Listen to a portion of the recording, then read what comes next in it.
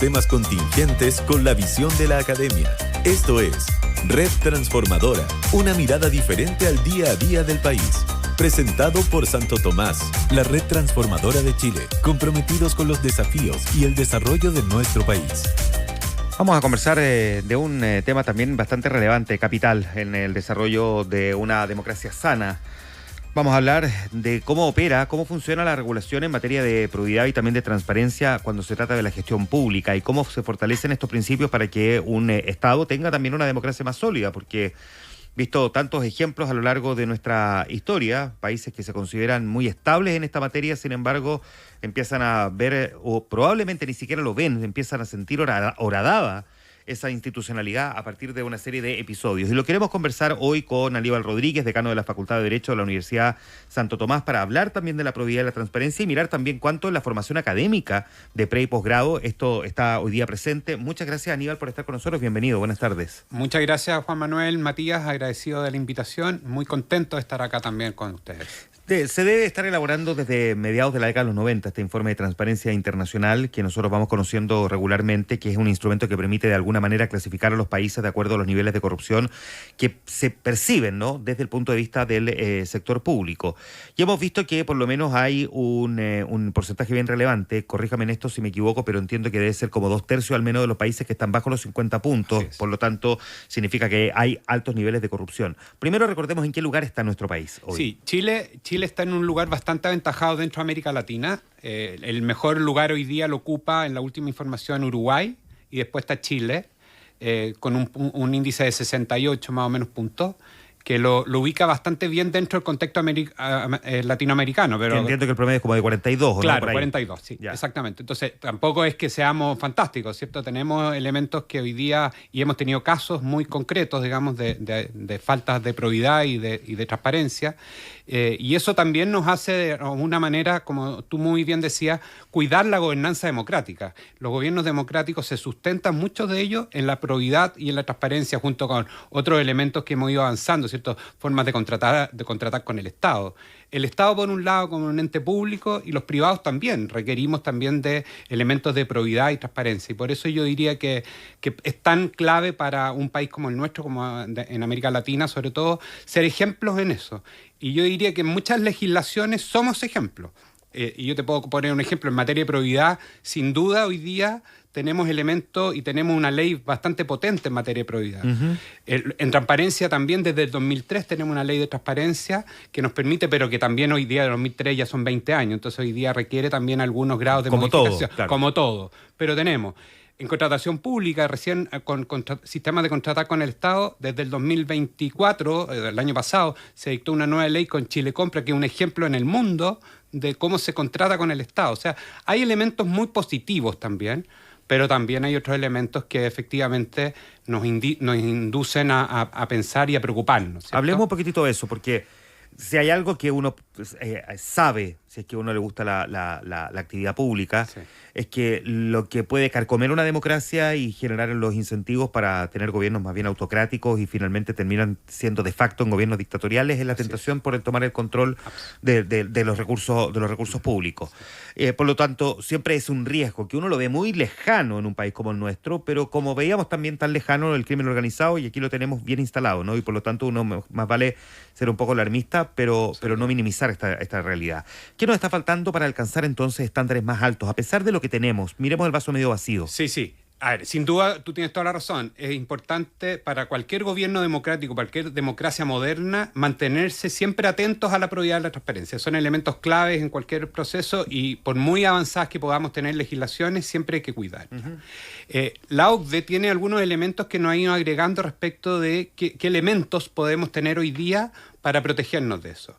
Y uno de los elementos, y que hoy día está muy de moda, ¿cierto?, es que el funcionario público y el privado también, el colaborador privado, tengan clara la normativa. Hoy día hay que conocer la norma. Y por eso capacitar a las personas es clave.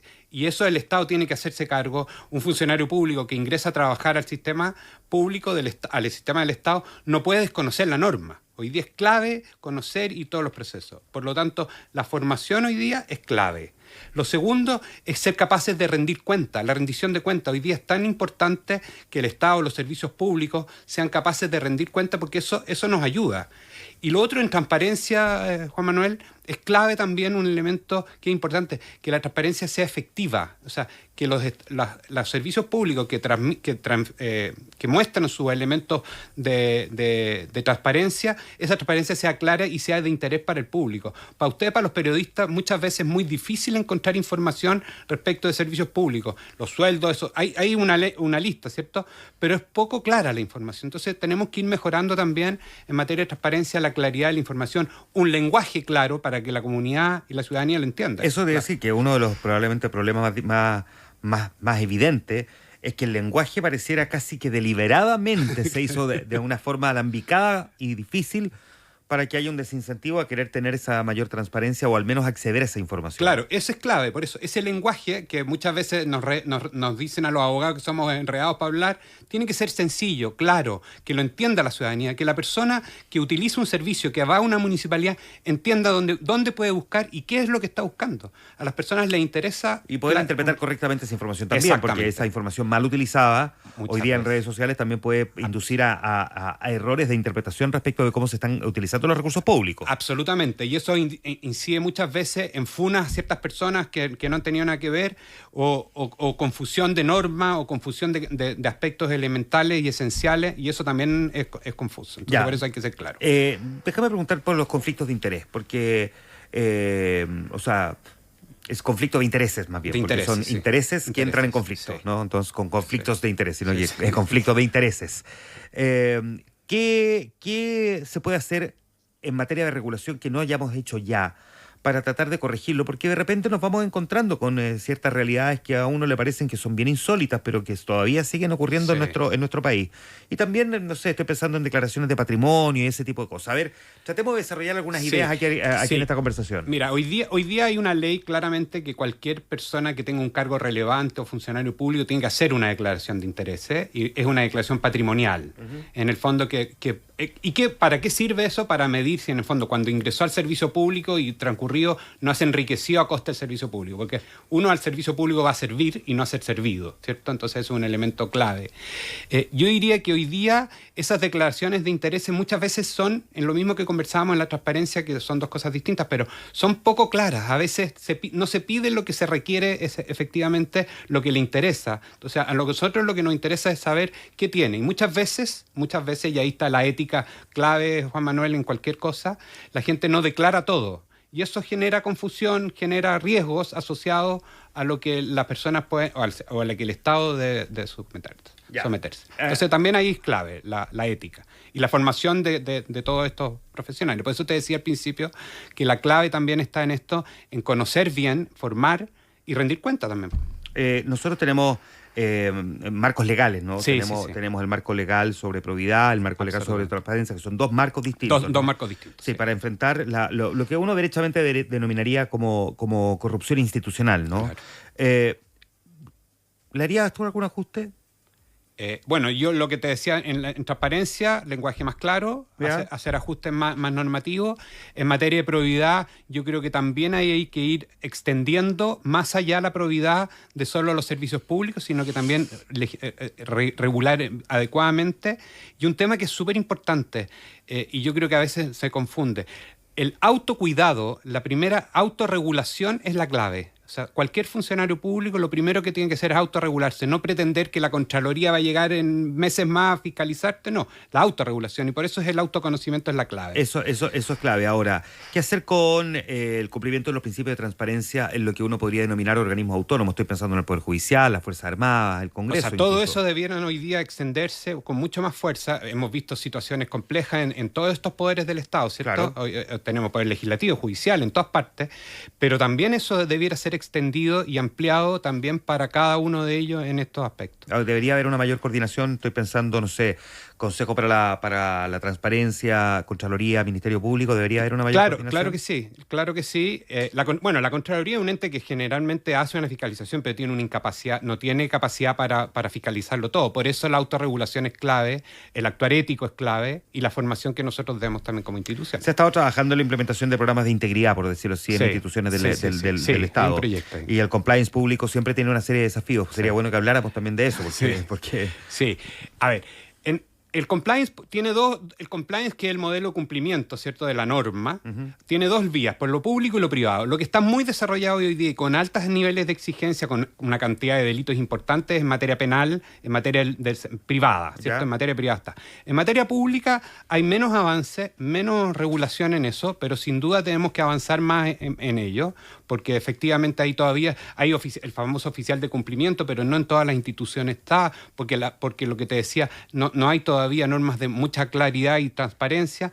Todo eso tiene que ir avanzando hoy día una legislación mucho más potente en materia de compliance público. Eso es lo que hoy día yo diría que nos faltaría como legislación avanzar bastante más, de manera de poder colaborar con la Contraloría, con el Consejo para la Transparencia y con todas las instituciones fiscalizadoras. Ya.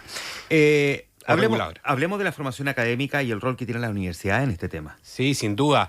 Mira, y aquí está la clave. Nosotros formamos profesionales del derecho, ¿cierto? Profesionales del derecho que el día de mañana van a ejercer la profesión, que esperamos que lo hagan bastante pronto. Y la ventaja, y Santo Tomás, que tenemos nosotros 11 sedes a nivel del país, nosotros nos dedicamos, nuestra prioridad en el fondo, en nuestro plan de desarrollo, es el derecho público. Por lo tanto, el foco está puesto en lo que tú me estás preguntando, claramente para nuestros estudiantes.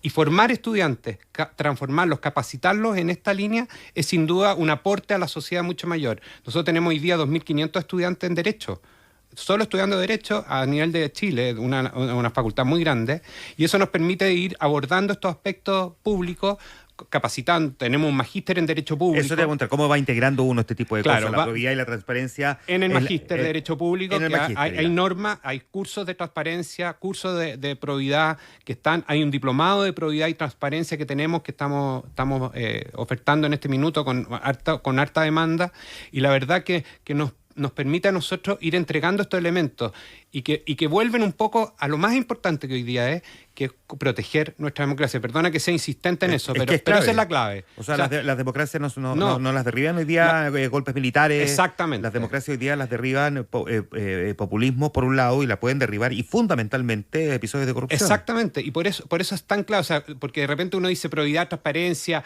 gobernanza, son conceptos muy genéricos, pero que son muy, muy importantes y clave en un proceso democrático. Y en estas democracias más débiles, ¿cierto?, que uno no se puede amparar en que yo no conozco la norma o no me la dijeron. Hoy día es súper importante actuar con proyectos. Estamos conversando con Aníbal Rodríguez, decano de la Facultad de Derecho de la Universidad Santo Tomás. Aníbal, déjame preguntarte, ustedes tienen, corrígeme también en esto, si tienen la asignatura de la ética profesional del abogado, ¿no? Sí, nosotros tenemos, yo te diría que dos asignaturas muy importantes. Una es la ética del abogado, que está enfocada muy principalmente en todas las normas que nos dicta el Colegio de Abogados y también con la vinculación de Santo Tomás. Es una asignatura muy potente en los últimos años de la carrera, de manera que el egresado salga con toda esta formación ética, y durante los primeros años tenemos otra asignatura de cultura y valores que le entrega también elementos propios de Santo Tomás, o la visión de Santo Tomás. ¿Y qué dilema es? Déjame hacerte esta pregunta, sí, de curiosidad, si se quiere intelectual, pero ¿cuáles son los dilemas éticos más comunes que enfrenta un abogado? Ahí son hartos, ¿cierto? A ver, pero pongamos algunos ejemplos, porque es una asignatura que para cualquier estudiante de Derecho suena muy interesante. Es súper interesante. ¿Hasta qué límite yo tengo la asesoría de un cliente? ¿Hasta qué punto yo le puedo decir a un cliente, haz esto o no hagas esto? O que no, por ejemplo, ¿qué tanto protejo a un cliente de un eventual delito? O sea, o ¿qué utilizo en un juicio eventual como prueba? ¿Utilizo la prueba real? ¿La prueba verdadera? Obvio, ¿cierto? Ya, eso claro. parece bien obvio, pero muchas veces no lo es. Ahora. O que no te quedes con los recursos del cliente, como hay un caso ahí que se está investigando, ¿no? Claro, eso ya cruza largamente un dilema ético. Claro, digamos. Lógico. Ya, perfecto. Las universidades juegan aquí un rol bastante importante en la formación ética de los servidores públicos. Así es.